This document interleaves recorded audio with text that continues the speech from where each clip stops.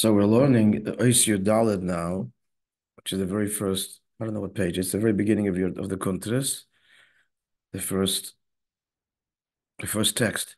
So this is the 14th chapter of the 20-chapter series of Maamorim that the Frierdiker Rebbe instructed to be printed in connection with the Yortzeit of his Baba and his mother. It turns out his own Yortzeit, Shvat.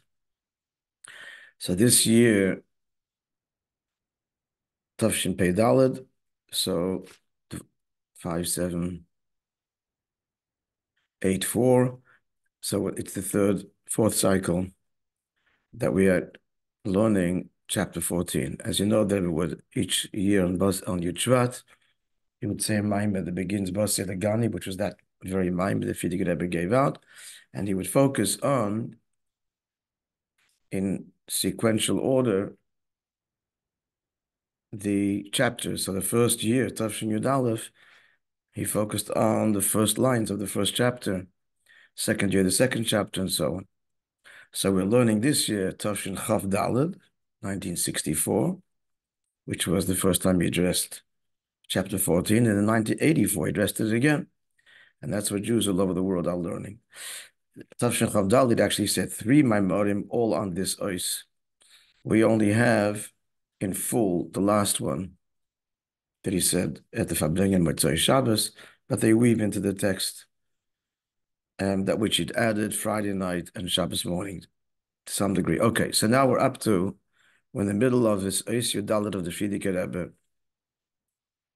and he says, the theme of these Oisias has been an elaboration, profound elaboration on the statement in the Zohar that Ein Sof, the infinite light, is L'mayla Mayla Adin Ketz, is above without end, Ulamata Mata Adin Tachlis, and descends below also without tachlis, without fathoming, without end.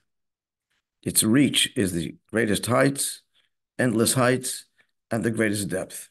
That's basically what these last few chapters, 13, maybe earlier in the Frierdiker Rebbe's Maamer deals with, and that's what we are dealing with. Now, in Ois Yudalad, he began by saying, with respect to all of the above, the pasuk says, "V'ata machai es kulam," you enliven all of them, all of existence, which explains to mean that, according from Tanya, that a ha'ora, at least a glimmer of the divine energy, divine light, is drawn to create and to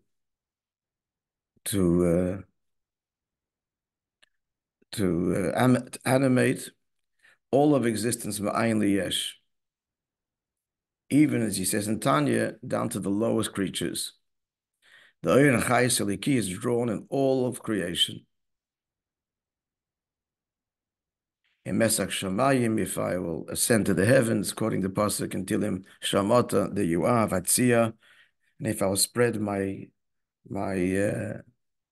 grave, Sha'el, in the depths, Hinaka, behold, it is you, right? The extreme of Shamayim and Sha'el. He goes on to say, this is a great Yisbananus, says the Frierdiker Rebbe, and the greatness of Hashem,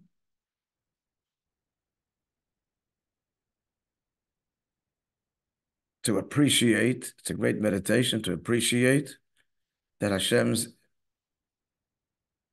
great light is in all of existence, from the highest to the lowest, bringing it all into being. And this is something he says that even a simple person, a very simple person, can know. He sees the greatness of Hashem. And this reflection, this meditation, creates an ispilus, an excitement.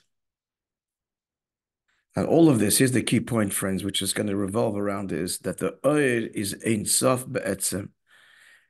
Here's the paradox here, that notwithstanding the fact that the Oir is drawn down and creates the very lowliest creatures, and as we will see, is invested in them, nonetheless, the divine revelation remains essentially infinite. notwithstanding its involvement, it's producing finite and invested in finite. Something to produce finite, it does take an infinite source to produce anything out of nothing. But not only just to produce, but to be invested in. Now, if it's invested, then it would lose its infinite property and become finite, like that which is invested in. Not so. That's basically this, to grasp this paradox, this truth, is what this is all about. And frankly, the footnotes send us to Samar Dalet, to Maamorim of the Rabbi, which deal with this at great length and profound nuance and analysis, which I should have learned in order to convey this chapter properly. I have not yet, maybe today, so we'll just plod along as we can, and maybe tomorrow we'll have more to say on the subject. Okay, so continuing now.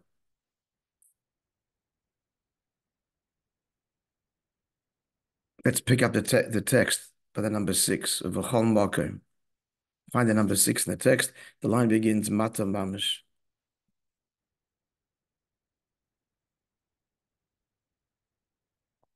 V'chol Makom Shu Nimshach. Every place, every station, every rank, every level that the Ein Sof is drawn or mispashet and expresses, is revealed.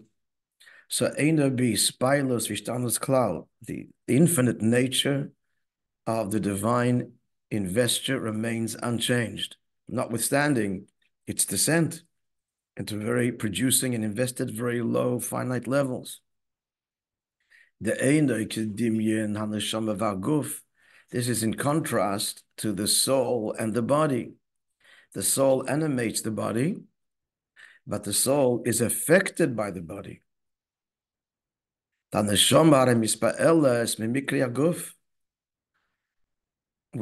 soul, meaning the person, is affected by what happens to the body. If the body is if there's physical pain, it affects the person. It's not just the body is hurting, but the mind remains the same and the emotions remain the same. No, things that happen to the body affect our entire state of being, our spiritual, the soul, the intellect, the emotion, the soul, the person, the makeup, the nefesh that's invested in the body is affected by what happens to the body. Not so with God and creation. But the divine light that enlivens and creates, notwithstanding, again, there's this degree of islapshus, he remains unaffected. Now, when we say he, of course, the essence of God remains unaffected. That goes without saying. The Chiddush is here, even God's revelation. His revelation carries his essential being, and therefore he's at once involved but unaffected. Now, here's where it gets dense, and I need to look up the sources because I'll tell you why in a minute.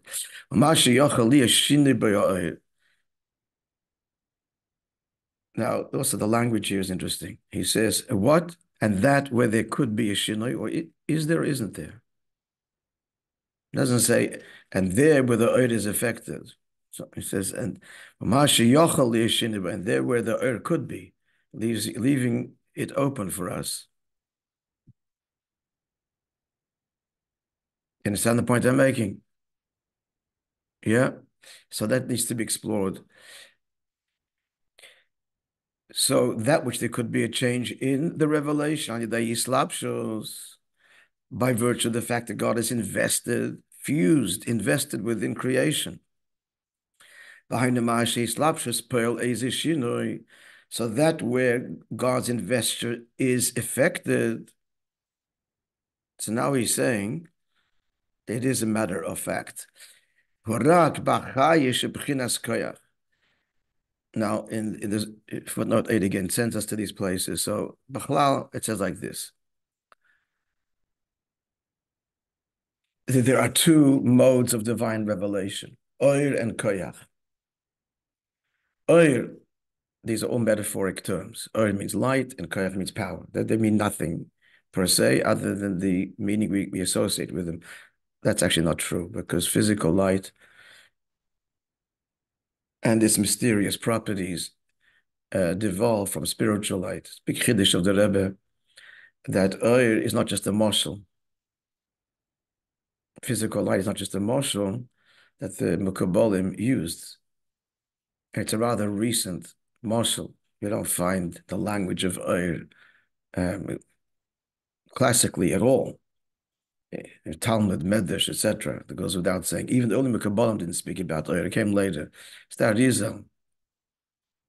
They started to invoke this metaphor of light. So the Rebbe says it's not just a metaphor, but the physical properties of light devolve from Hashem's Oyer Ruchli, which is why it's still a source of fascination in science and all kinds of theories, and you can't peg it exactly what light is, all kinds of theories, because it's really an expression of the divine, which can't be pegged and defined in one way or another. At any rate, so what I want to tell you is this. So here he's saying, in some places in Chassidus it says that there are two revelations. There's a revelation of Hashem Oir, light, and that remains unchanged, notwithstanding his investure. But then there's koyach, analogous to koyach within a person, as we said on Friday, as it will be learned. Oir for a person would be affecting your environment just by being you. You're not invested in people. You're not involved. You're just being you, and you radiate an inspirational example. So you're having an effect, and even a profound effect. Then this koyach. Koyach is when you get involved in people's lives, engaged. Hashpah. Hashpah is koyach. And that changes the person. You get involved in somebody's life, it changes you. For better or for worse. In the end, for better, hopefully. But it takes you, it saps you of energy. It exhausts you. And it changes you. And we use the word the term koyach that way, right? Just in common vernacular, in that sense of exhaustion, of strength, power, not power. So in some places in Chassidus, it's explained that they are two distinct divine outputs in creation. There is a level of unaffected, a lower level, he is going to identify it, it's the kelim of Bria, a lower level where indeed there is effect on the divine investor, like koyach. But then there's also says, and this, I'm just going to state it, it's not two levels. It's really one level. There's the dimension, the virtue of oir and the virtue of koyach. I'm not explaining it now, but I'm just telling you that's why this is a big sugya. And I'm not sure which one he means here. In Pashtus, he means, as I started saying, there are two separate levels. But it's not. We'll go further. Let's go further. I'm just sensitizing you to a little bit to the subject and its complexity. The question we're discussing is God affected or not? Now, to be sure, the essence of Hashem is not. But his revelation, can that be affected? Now, koyach implies yes, no. There are two chosen ways he chooses to reveal himself. A way where he remains unaffected, a way where he is affected. That's his choice. It's Hashem's choice to emanate oir and koyach. As we point out endlessly, the greatest change, for want of a better word, revolution, chidush, novelty, in all of existence, period, is the oir ein sof, that there's infinite light. Because light, oir means already revelation to something other, and that's the most fundamental change. Because the objective truth is there is no other. There's no space for other, not physically, not conceptually. There's only Hashem. So the whole idea of Oyer is a huge revolution that God has produced, given rise to, that allows for and acknowledges something else that he will create, mind you, but it's still something else. And we can never wrap our heads around that, ever, properly. We cannot explain how, quite simply, on the one hand, God's the only reality, period, and there's also you and me, a creation. And Torah says there is. And it starts with the Oyer Ein Sof. So is there or isn't there anything other than him? The answer is there is and there isn't. Yeah, this is not comprehensible logically, and it can't be logically comprehensible because God isn't comprehensible. And he does the impossible, beyond the impossible. And it's all true. So this is the foundation of this whole discussion here, the Oyer and Chayes. Oyer not affected, Chayes affected.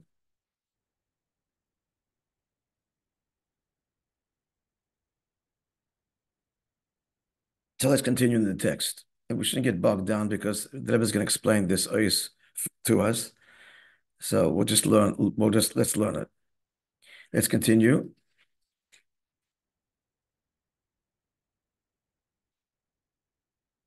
Again, Umashi Yochel is.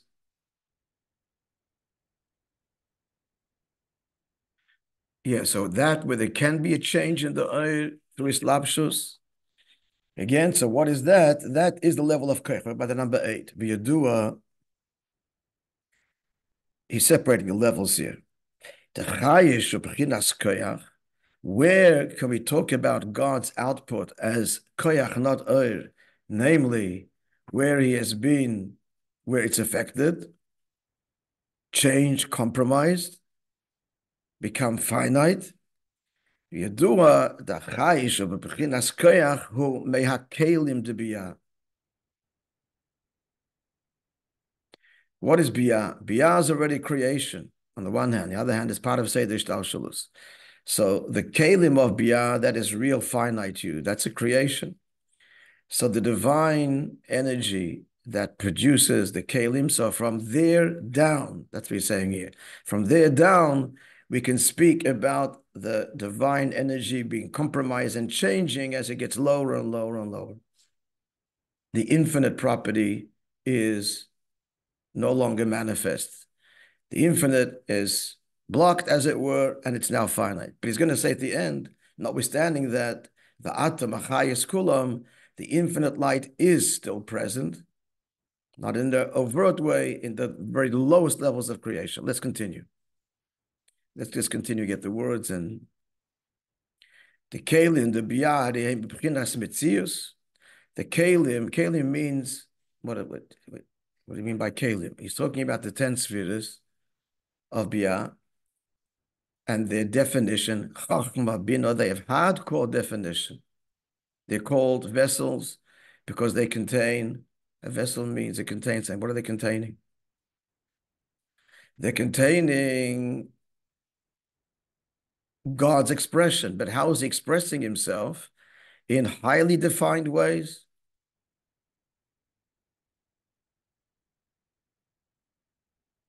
So the words of the Maya, kelim de biyadim, b'chinas mitzius, the kelim, as it's creation. So chachma of biyah, of bria, etc., all of the 10 spheres, they already mitzius. What does mitzius means? They already draw attention to themselves as something valid and do not express all we are is God. What they do say is, chachma is a beautiful thing, bin is a beautiful thing, das is a beautiful thing. They express, mitzias means that they express their value as valuable rather than inherently valuable, quote unquote. Chachma bin are wonderful virtues. Rather than all we are is God's desire to be expressed this way, which is what Atzilus is. Atzilus also has 10 spheres, but not mitzias. Why? Because in Atzilus, not lust is, what's Chachma? Oh, Chachma is Hashem's decision to reveal himself in a way of Chachma. That's what Chachma. Bina, what's Bina? Same thing. God decides to reveal himself through Bina. None of these properties claim, as it were, or draw attention to their own inherent virtues, wisdom, understanding, kindness, love. No, they're all meaningless. It's just God chose to express himself that way. Oh, that's what it is. But in Biyah, they become meaningful. Meaningful in the sense of not because this is how God chooses to express himself, but these are virtues. And the further down you go till you get to the Elam Hazeh, overtly Hashem is completely eclipsed.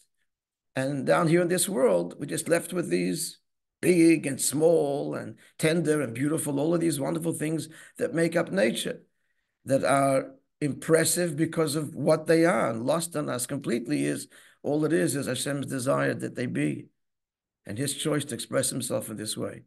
But that's not, that in Atzilus, that's not lost. He and his revelation and he and his causations, which is it's all one. In Atzilus, there's nothing other than him. He reveals himself this way, and that way, and that way, and that way. But the operating, the foundation of what is happening here, it's you revealing yourself in this way.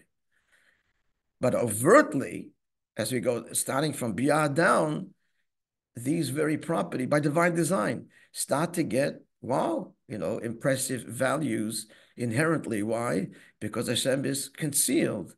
The creative source is concealed to successive degrees as we go down, giving mitzius, giving identity to these very properties. Of course, it's not lost on Biyah that it comes from you. Where does this come from?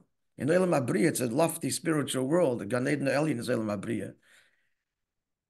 So all of the revelations there, of course, angels, souls that are there, all know it comes from God. But that's like secondary. This is a beautiful thing and comes from you. In Atzilus, the whole thing is it's all you. That's the starting point. And this is bitl yesh bitl b'mitzias. Bitl b'mitzias means there is something, but all that is you. That's its truth.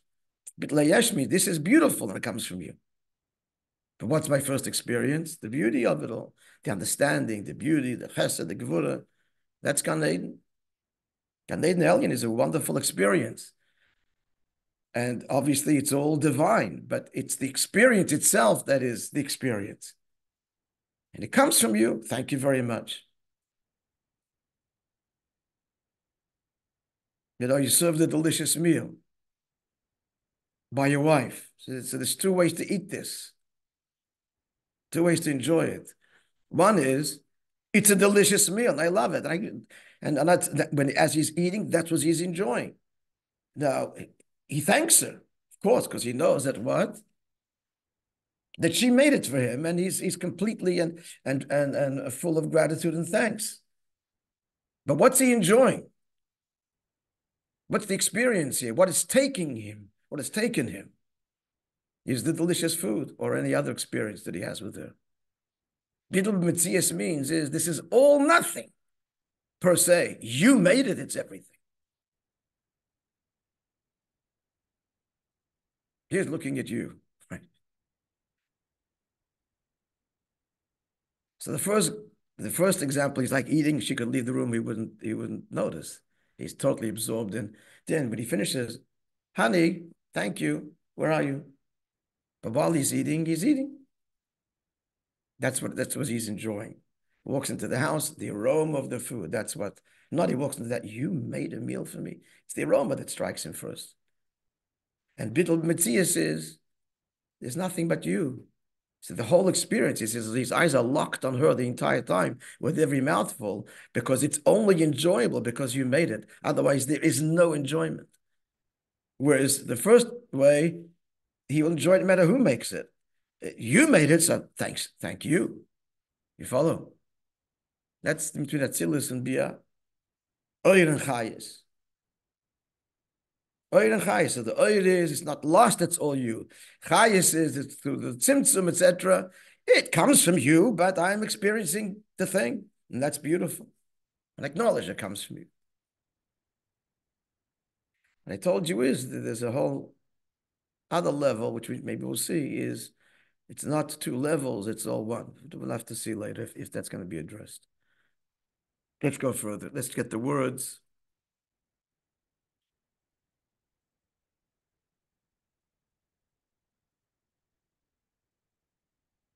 Yeah, but the number 9 in the text.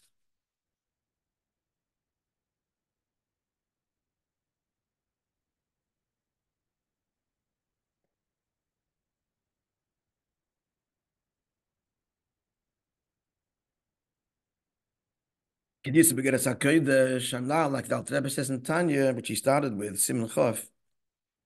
The Reishis HaYesh, when does Yesh, something, emerge with a sense of independent virtue and value? This is just virtuous and beautiful. Where does that start? Kalim de Biyah, not even the Oyer in Biyah, the Kalim of Biyah, that's creation, Brit Sirasiya, that's where independent self, something other, yes, comes from you, but it's something. It is something. So that starts in Biyah. And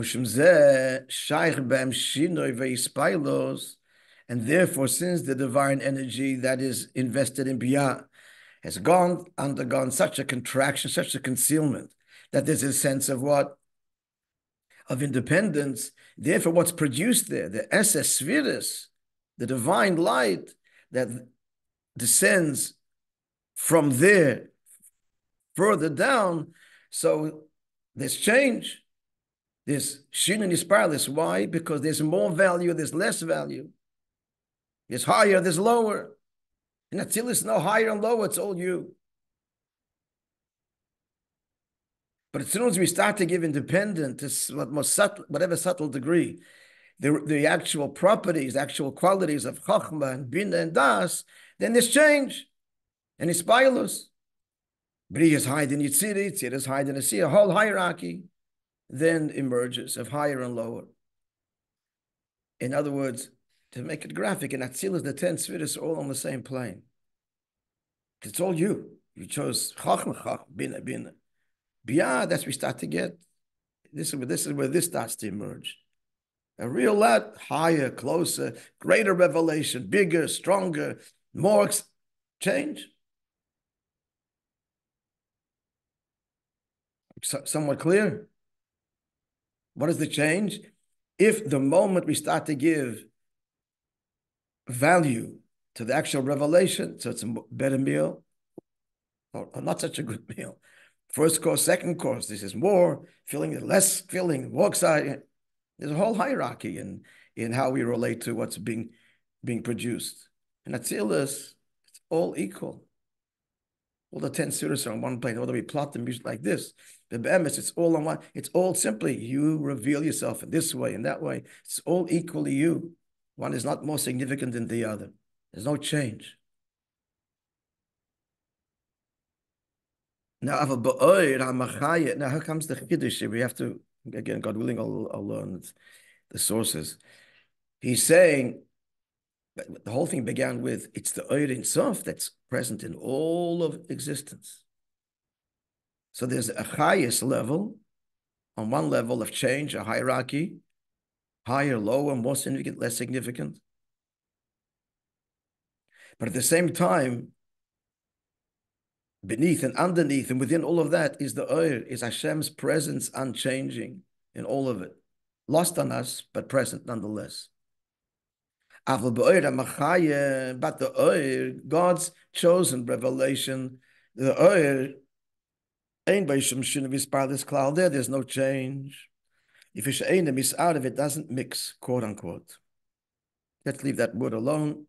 Doesn't mix means that really it's just saying from God's perspective, it's all him equally. Not more or less in one or the other. Like it says in Zohar, the Zohar says in the Pasuk says in Shmuel, in Kodesh Kashem, there's no holy Kavaya. So the Zohar is like picking up, there's no holiness. They're saying there is holiness, other ones, but not like Havaya. That's what that verse admits. Ein Kodesh Havaya. There is no holy like Havaya. So there is holy, but it's not like Havaya. What does that mean? Surely only God is holy. Said the Zohar, no. There are many levels of holiness. Less Kodesh Kavaya, but none of them have, this is all within godliness. Like Havaya. He's saying right away like this, that the Koyach level is also Kodesh, relatively speaking. Bria is higher than Yitzira. Kodesh means removed. So it's a relative removed, but it's only relatively removed. Havaya is essentially removed from change. Higher, not just one rung, 10 rungs higher, but fundamentally beyond. That's what Ein Kodesh Kavaya means. You follow? And the relative Kodesh is just higher levels and higher levels. One level, Bria is Kodesh compared to Yitzira. Yitzira is Kodesh compared to Yitzira. Kodesh means, again, removed. That's its direct translation. Ein Kodesh Kavaya means they're relatively removed. Havaya is essentially beyond, unchanged. And from that perspective, all is equally him. Because he's removed from everything equally, therefore everything is equally him. For Havaya is no closer or further.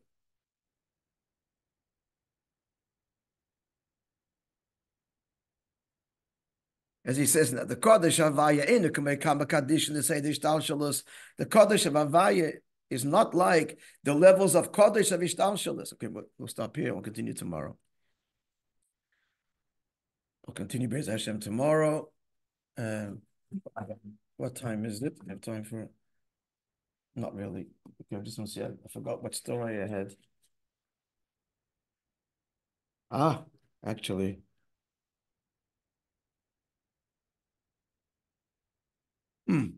Okay, Be'ez Hashem tomorrow.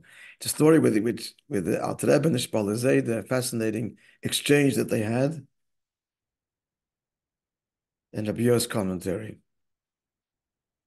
Okay, Be'ez Hashem tomorrow. A wonderful day, everybody.